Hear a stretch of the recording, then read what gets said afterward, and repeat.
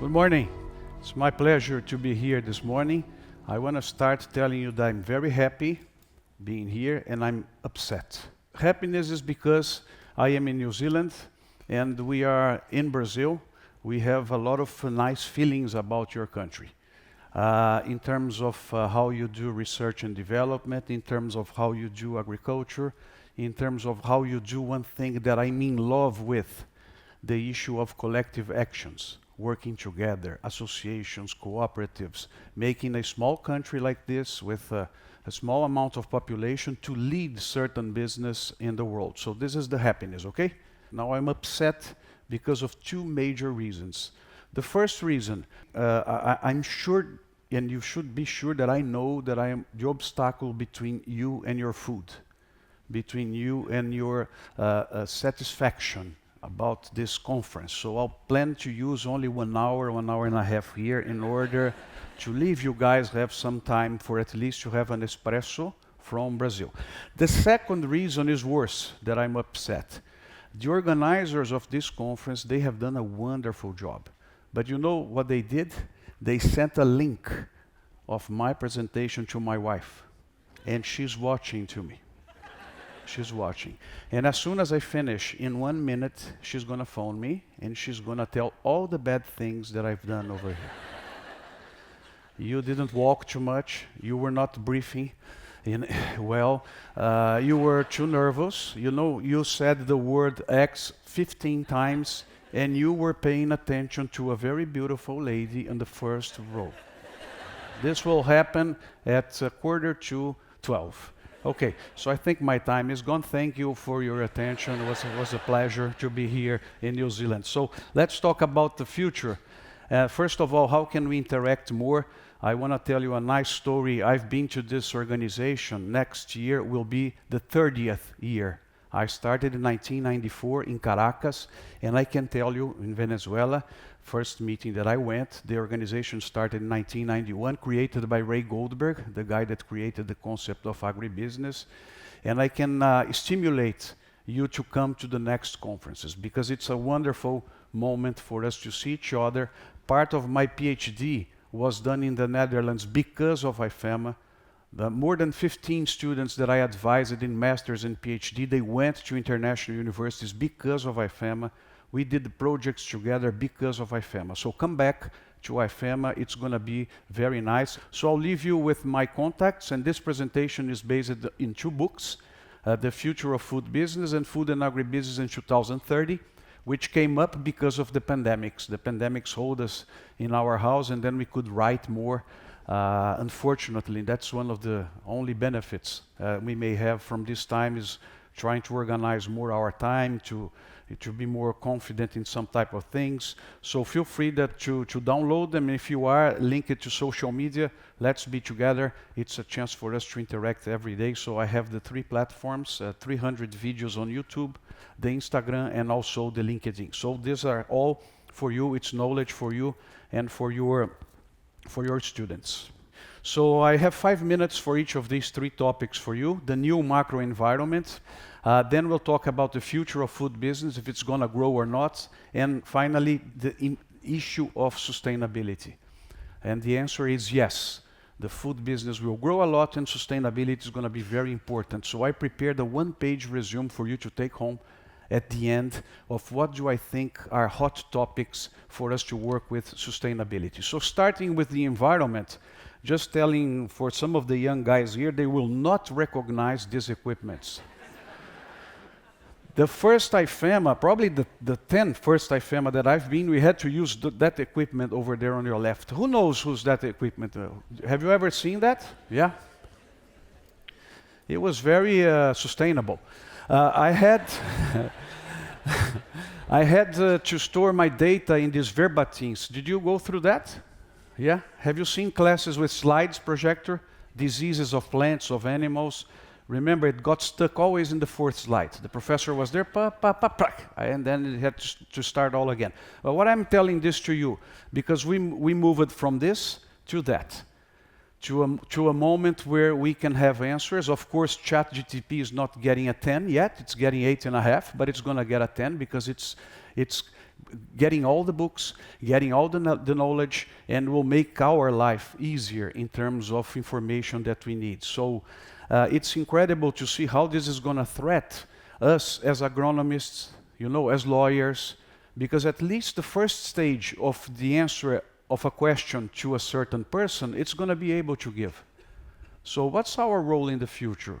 How are we as professors going to work with such a tool like that?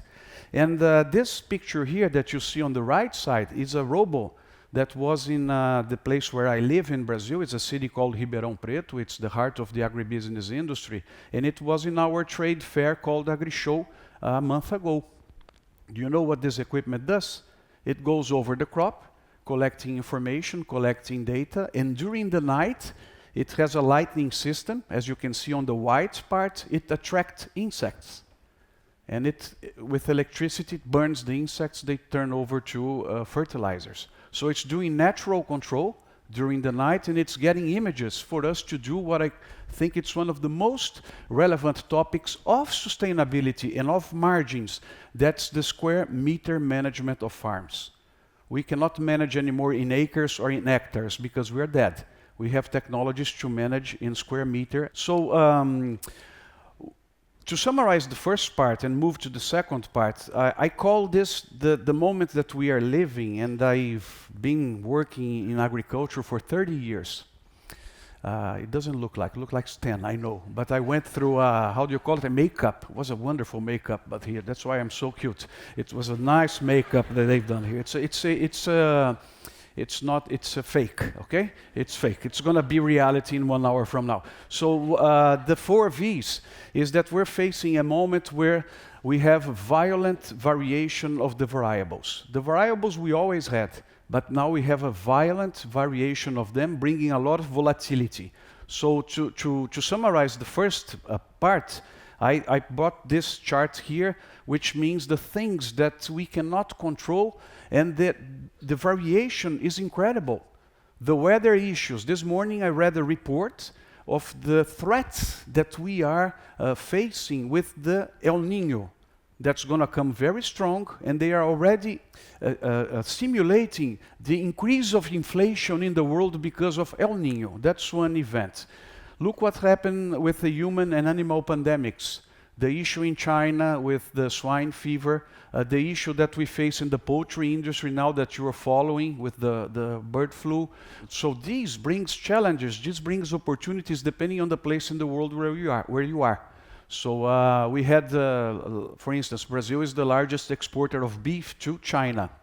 We had a case of a disease that we had to stop. It was not a normal disease, it was not a real threat, but we had to stop the exports for a month and a half. And you could see the cattle prices immediately going down. So these are things that we cannot control. Remember last year we were in a break in the supply of inputs, suffering a lot here, our farmers, in fertilizers, in chemicals. The cost of a container was $2,000, went to $18,000. And then now it's coming back again, so we are kind of normalizing a little bit all these variables. Then we have who would tell us that in 2023 we would have a threat of nuclear war in the world? And it's there. What else? Inflation, interest, debt, costs. So we dumped money for people to buy things during the pandemics. Now we're paying the price, because interest rates are going up. To control inflation, investments come down, and then we have the issue of unemployment. What else? The consumer movements and the tsunami of innovations, increase in pests and diseases, and for me of these 10 points, you ask, Marcos, which one worries you most? The issue of shortage of costs of labor. Shortage and costs of labor. I can see this in Brazil. To pick up oranges, to harvest coffee, we are lacking people in terms of quantity and quality in most of the operations. And we're having a people's inflation also, because companies are extracting from each other and paying more.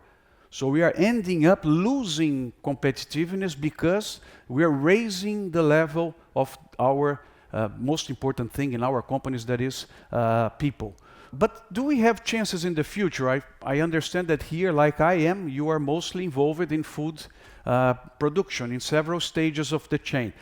We do have a lot of things because we have the stomach trilogy. What's the stomach trilogy? Stomachs continue growing in number and unfortunately in size, even mine. So we have number and size, makes them a little bit hungrier. Stomachs continue moving to cities, changing habits. And we may always think in the amount of stomachs that are not having what they wanted to have because they don't have income. This for me is huge. We have always to consider these billions of people that cannot eat beef because simply they don't want, not because they're worried with sustainability, they don't have cash. So that's one of the topics we must address when discussing the future of food business. And it's going to continue growing. So we have people coming all over the world. And if you look at the projections of the population 2050, look at the countries where we have more people coming. It's a coincidence, but these countries are the countries that have less resources to produce food. This is why I'm a believer in trade in the future. Look at those very, very large countries with 300 million people. Imagine the number of New Zealands that these countries are. Imagine how much they need.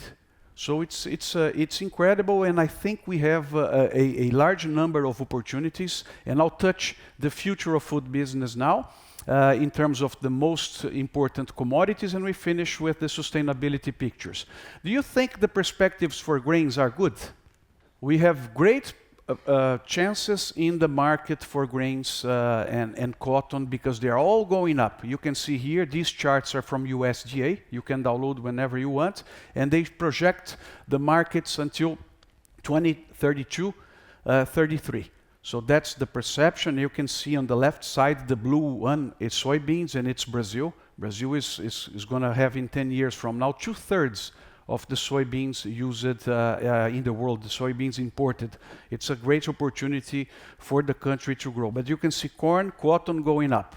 How much does grain market grow every year? Do you have this number? It's a nice number to keep. If you look at the previous 15, 20 years, you can tell us that the grain markets grow around 40 million tons per year. That's what they need because of the three stomachs. Yeah? The people eating more, people going to cities. So we have around 40 million tons of grains, additional grains needed every year to keep a certain equilibrium. Let's transform this in areas. We know that most of the growth of the population comes from productivity gains, but we still need new areas. How much do we need every year? There's a study just launched by Illinois University telling us that we need 6.5 million hectares per year being added to the platform that we use all over the world to produce food, to produce agriculture. So that's the number. So we have a chance in grains. What to expect from meats? What do you think about the graphs in meats? They all go up until 2032, 33. You can see on your left is the pork. You can see the issue of the African swine fever. Look there in the pork. And it's very interesting how China went up and then went down again, but it's going up. In the center, you have poultry. On the right side, you have beef. And for us, the beef producers, Australia, New Zealand, Brazil, US, we are very fortunate that the Chinese tasted beef and enjoyed beef because the red one there is China. So Mr. Longbao, I don't know where you are here, thanks a lot. Eat a lot of beef because it's important for Brazil, Australia, New Zealand, and that's the issue. But coming back to the beef chart, if I was here in Christchurch, the other year that I was here was 2008, and you asked me, Marcos, what do you think about the future of the beef business? Oh, it's going to stay the same. Because look at the graph until 2013, 14, it's going to stay the same. It's not going to grow anymore. Because you have all this issue of the environment, it's not efficient in conversion, all that story that suddenly the consumer came and changed the rule of the beef game again. So we also have a positive, and for New Zealand this is very important, also for milk and fruits. Why you see here the graphs, the one on your left side is milk projections, so the per capita consumption will increase, and we have a bigger population in 10 years. So it's very positive. And on the right side, just a quick idea, the US, United States. Now, United States is a stable market, so it's not important for us in New Zealand. The US will increase the imports of horticultural products in 10 years in $100 billion. That's just the increase in the US for horticultural products, as you can see here in the bottom on the right. So we have the milk, fruit, and vegetables also helping us. We have a good chance also coming from biofuels. And you're following biofuels for Brazil. We are with biofuels since the 70s, when the military built up the ethanol program to reduce our dependence on imported oil. But you have mandates going on all over the world. You could follow what happened in the US when they started in 2005 mixing 10% of ethanol towards their gasoline. It's 140 million tons of corn, what they use every year to produce ethanol. We have Indonesia moving to B40, which means 40% of biodiesel. We have the new revolution, and I just came from the US, from Purdue University, I saw a presentation. It's the renewable diesel. The renewable diesel is not the biodiesel. And they're crushing soybeans to produce renewable diesel. And this will, of course, change the market of soybeans with their increase in what they're doing over there.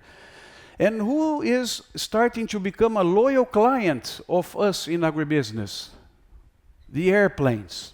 If you look at the jet fuel, the planning to be more renewable in terms of jet fuel is incredible. So there's a lot of chances coming up.